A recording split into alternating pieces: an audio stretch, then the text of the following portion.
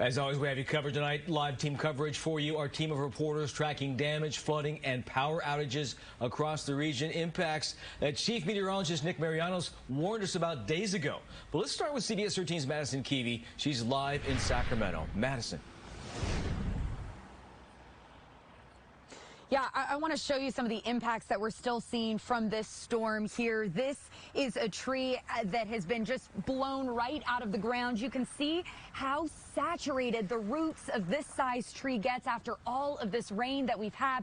But the real impact comes when you go beyond the roots and you see the length of this tree. It's fallen on not one, but two trucks that have been parked on the road, more than 100 feet in length. The owners of these vehicles tell me that they have blocked it off for safety and are just waiting until the city can catch their breath to come remove the trees so they can tow their cars.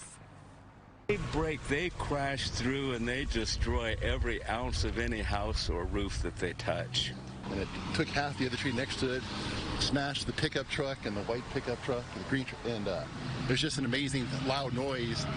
The talk of Curtis Park Monday is what it sounded like Saturday night into the early hours of Sunday morning.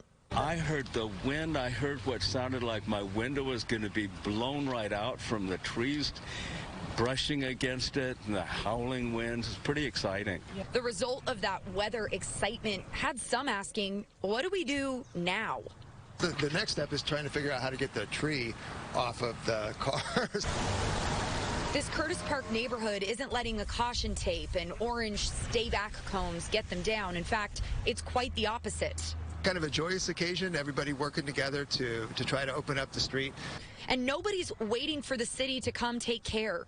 They did it themselves for their neighbors. I don't know how many neighborhoods you live in where people are concerned and all came to make sure we were okay. Everything in life, wherever there's a beauty, there can also be the other side of it. A bright spot in the middle of the storm and some of this damage. I want to point out the lights that you see here that's sort of on the makeshift stay back. Neighbors put these out not just to add a little cheer, of course. This is to signal drivers before the city can get out to stay back and that something is indeed in the road. They're not in a hurry again to get these trees off because as we talked to one of the truck owners, he said he understands that this may be low on the priority when it comes to issues right now in Sacramento. Sure, the city is thankful for their patience there. Thanks so much, Madison.